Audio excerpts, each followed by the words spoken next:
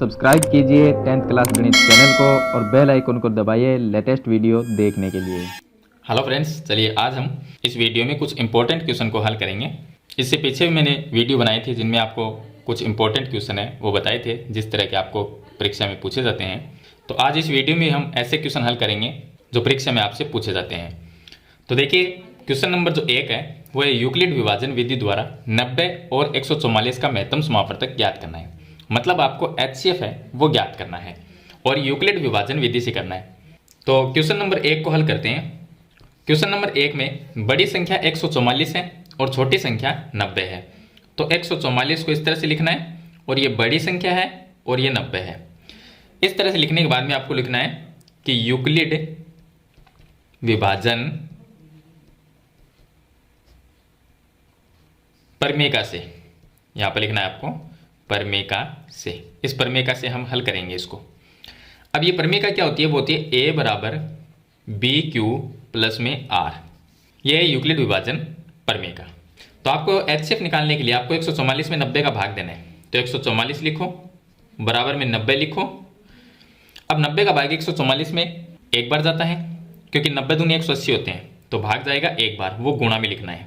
और प्लस में शेषफल कितना रहा वो यहाँ पर लिखना है। तो शेषफल रहेगा 54।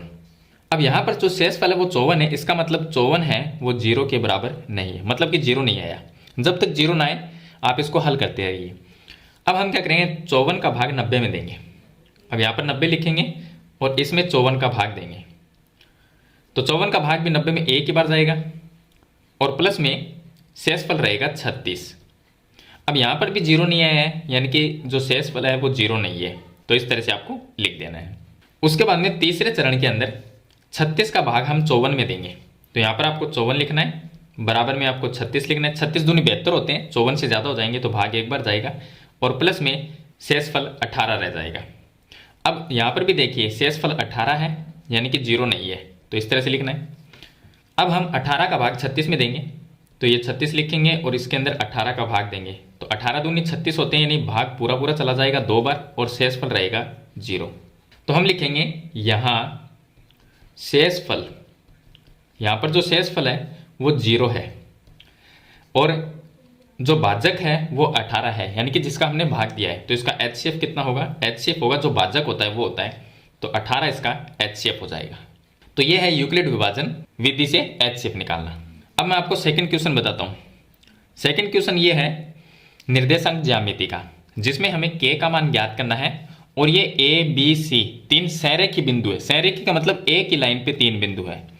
अगर कोई भी 3 बिंदु एक ही लाइन पर हो तो उन 3 बिंदुओं से बनने वाला जो त्रिभुज का क्षेत्रफल होता है वो 0 होता है। ये आपको ध्यान रखना है, क्योंकि संरेखी बिंदु का मतलब होता है एक लाइन पे 3 बिंदु होना। अगर ये 3 बिंदु एक ही लाइन पे होंगे तो इनसे त्रिभुज बन ही नहीं सकता, तो त्रिभुज का क्षेत्रफल 0 होगा। अब यहाँ पर निर्देशांक ज्यामिति में एक त्रिभुज के क्षेत्रफल का सूत्र है, वो सूत्र इसमें आपको लगाना है। वो सूत्र है 1/2 ब्रैकेट में x1 और ब्रैकेट में लिखना है आपको y2 माइनस में y1। उसके बाद में प्लस x2 आएगा, तो यहाँ पर आपको लिखना है y3 माइनस में y1। उसके बाद में प्लस में x3 लिखना है और ब्रैकेट में लिखना है y1 माइनस में y2। इस तरह से आपको लिखना है। अब ये जो 3 संरेखी बिंदु है इसको आप x1 मानो, ये y1 हो जाएगा, ये x2 ये y2 हो जाएगा और ये x3 हो जाएगा और ये y3 हो जाएगा। इसके अंदर आप मान रख दो और बराबर में आपको 0 लिखना है, क्योंकि इससे बनने वाले त्रिभुज का क्षेत्रफल 0 होगा। अब 1/2 गुणा में है, भाग में जाएगा तो 0 हो जाएगा। मतलब x1 का मान यहाँ पर 2 है तो वो 2 लिखना है, तो 1/2 का 1/2 लिखेंगे और ये आ जाएगा 2। और y2 का मान k लिखेंगे, माइनस y1 का मान है वो 3 है, तो यहाँ पर हम 3 लिख देंगे और प्लस में यहाँ पर y2 माइनस में y3 आएगा। ये y3 का मान लिखना, y3 का मान है वो माइनस में 3 है, तो ये प्लस हो जाएगा माइनस माइनस। और उसके बाद में x2 का मान लिखना है 4, ये आ जाएगा। उसके बाद में y3, तो y3 का जो मान है वो यहाँ से -3 लिख देंगे और माइनस में y1 का मान यहाँ से 3 लिख देंगे और प्लस में x3 का मान लिखेंगे 6 और ब्रैकेट में y1 का जो मान है वो यहाँ से 3 लिखेंगे और माइनस में y2 का मान है k, तो ये k आ जाएगा और बराबर में 0 हो जाएगा। अब 1/2 गुणा में भाग में जाएगा तो 0 हो जाएगा। तो हमारे पास में ये रहेगा अब 2 को k से गुणा करेंगे तो ये आ जाएगा 2k, और प्लस 3 को 2 से गुणा करेंगे 6 हो जाएगा, माइनस 3 को 4 से गुणा करेंगे माइनस में 12, फिर माइनस 3 को प्लस 4 से गुणा करेंगे माइनस में 12 आ जाएंगे, और यहाँ पर आ जाएगा प्लस में 6 तेरी 18, और माइनस 6 को k से गुणा किया तो 6k बराबर में 0। यहाँ से हमें k का मान ज्ञात करना है।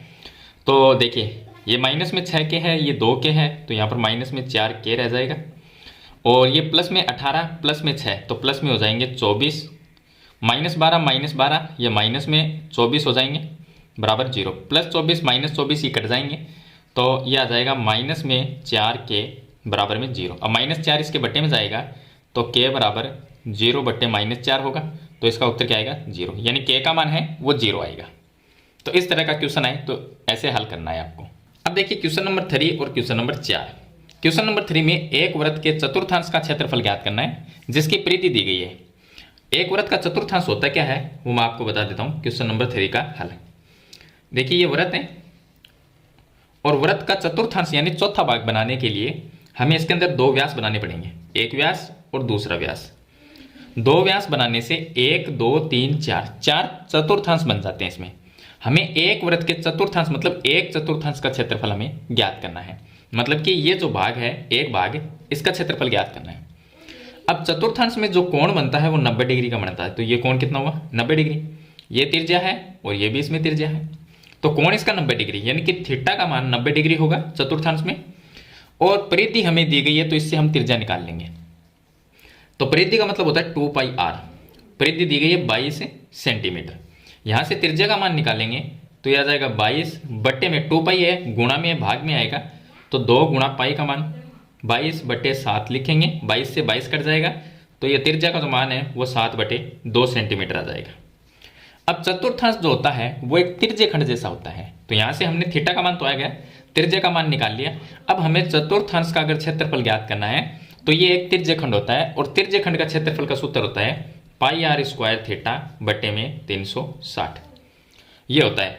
अब यहाँ पर पाई का मान तो आपको 22 बटे 7 लिखना है, गुणा में त्रिज्या का मान r² 7 बटे 2 है, तो यह आ जाएगा 7 बटे 2, गुणा में फिर से 7 बटे 2, गुणा थीटा का मान 90 डिग्री लिखना है, और बटे में 360 आ जाएगा। 90 का भाग 360 में 4 बार जाता है, और 7 से ये 7 कट जाएगा, 2 का भाग इसमें चला जाएगा 11 बार, 11 को 7 से गुणा करेंगे तो यह आ जाएगा 77, 4 को 2 से गुणा करेंगे तो 8 आ जाएगा, यानी कि सेंटीमीटर स्क्वायर, 77 बटे 8 सेंटीमीटर स्क्वायर है वो चतुर्थांश का क्षेत्रफल आएगा। अब क्वेश्चन नंबर 4 को हल करते हैं। इसमें दिया गया है कि 7 सेमी व्यास वाला एक गोला, यानी कि गोले का व्यास 7 सेंटीमीटर है, तो यहाँ पर हम लिख देंगे कि गोले का व्यास बराबर 7 सेंटीमीटर, तो गोले की त्रिज्या 7 बटे 2 सेंटीमीटर हो जाएगी। उसके बाद में आंशिक, देखिए 7 सेंटीमीटर व्यास वाला एक गोला पानी से आंशिक भरे एक बेलनाकार बर्तन में डाला जाता है। गोले को हमने बेलन के अंदर डाल दिया, और बेलन में क्या है पानी है, तो बेलनाकार बर्तन में डाला जाता है उस गोले को जो पानी से भरा हुआ है। बर्तन के आधार का व्यास मतलब कि बेलन का व्यास, ये हो गया बेलन का व्यास। बेलन का व्यास हमें दिया गया है 14 सेंटीमीटर, तो यह आ जाएगा 14 सेंटीमीटर, तो बेलन की त्रिज्या आधी हो जाएगी 7 सेंटीमीटर। अब ये लिखा है यदि गोला पूर्णतया पानी में डूबा हो, उस गोले को जब हमने बेलन में डाला तो गोला पूर्णतया पानी में डूबा हो तो पानी का स्तर कितना ऊंचा उड़ जाएगा। ये चीज़ तो हम भी जानते हैं कि अगर कोई बेलनाकार चीज़ है कैसी भी हो, यहाँ पर बेलनाकार दिया गया है कि एक बेलन है उसके अंदर पानी है, उसमें एक गोला अगर डालते हैं हम तो गोला क्या है पानी के नीचे जाएगा, और जैसे पानी के नीचे जाएगा पानी का स्तर क्या होगा ऊपर उठ जाएगा। अब पानी कितना ऊंचा उठा उस पानी का स्तर हमें ऊंचाई मतलब ज्ञात करनी है वो।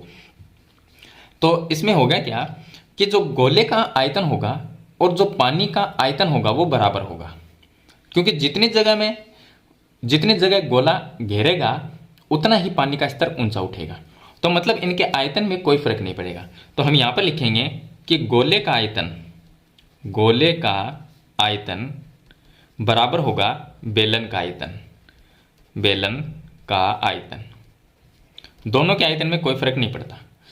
तो गोले का आयतन का सूत्र होता है 4/3 πr³ बराबर में बेलन का आयतन होता है πr²h।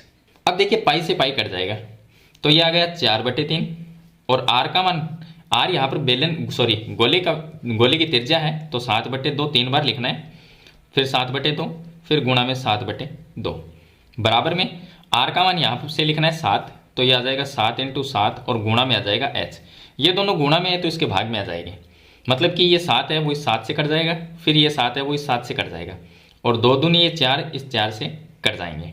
तो यहाँ पर रह गया 7 और 3 दूनी 6, तो 7/6 है वो इसकी ऊंचाई आ जाएगी। यानी कि जो पानी का स्तर है वो कितना ऊपर उठ जाएगा, तो 7/6 यहाँ पर सेंटीमीटर दिया गया है, तो हम लिख देंगे h बराबर 7/6 सेंटीमीटर, इतना पानी का स्तर ऊंचा उठ जाएगा। ऐसे सवालों की मैं आपको एक खास बात और बताता हूँ।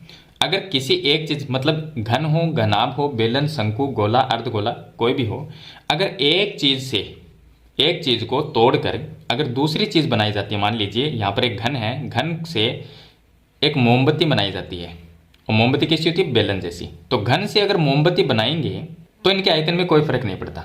एक कुएं से मिट्टी निकालना और उस मिट्टी से एक चबूतरा बनाना, तो उसके आयतन में कोई फर्क नहीं पड़ता, दोनों का आयतन बराबर होगा, क्योंकि जितनी मिट्टी कुएं से निकाली उतनी मिट्टी से चबूतरा बनाया गया, तो उसके आयतन में कोई फर्क नहीं पड़ता, दोनों का आयतन बराबर होगा।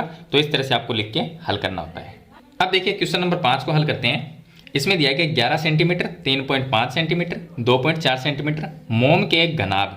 तो हमारे पास में एक तो घनाभ है, मैं इस तरह से बना लेता हूँ आयत के जैसे ही, या पूरा घनाभ बनाना चाहिए तो ऐसे बना सकते हैं। ये देखिए एक घनाभ है, और इस घनाभ से इसके लंबाई चौड़ाई ऊंचाई दी गई है। घनाभ की लंबाई चौड़ाई ऊंचाई है मोम के एक घनाभ से, तो इस घनाभ से 2.8 सेंटीमीटर व्यास की एक मोमबत्ती बनाई जाती है। तो इस घनाभ को तोड़कर हमने एक मोमबत्ती बना दी, मान लीजिए ऐसे मोमबत्ती बना दी। तो मोमबत्ती की लंबाई क्या होगी, यानी कि ये मोमबत्ती की ऊंचाई, लंबाई को हम ऊंचाई कहेंगे, तो मोमबत्ती की ऊंचाई ज्ञात करनी है।